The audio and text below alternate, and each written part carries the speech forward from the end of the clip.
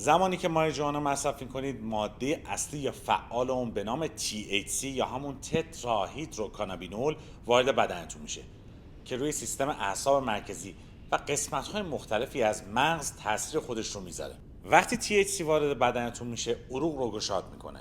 با گشادتر شدن عروق افت فشار پدیدار میشه. بدن برای اینکه این افت فشار رو بتونه جبران بکنه ضربان قلب رو بالا میبره تا خون رو بتونه بهتر پمپاژ بکنه به نواحی مختلف بدن. به همین علته که دقایقی بعد از مصرف فرد احساس افزایش ضربان قلب میکنه. درسته که بعد از مدتی این افزایش ضربان یا همون تپش قلب به حالت عادی و نرمال برمیگرده، اما یادتون باشه مصرف ماریجوانا برای کسایی که مشکلات قلبی عروقی دارن و فشار خون بالا دارن به شدت میتونه خطرناک باشه و منجر به حمله قلبی بشه. خواهش من اینه که حد در امکان از مصرف این ماده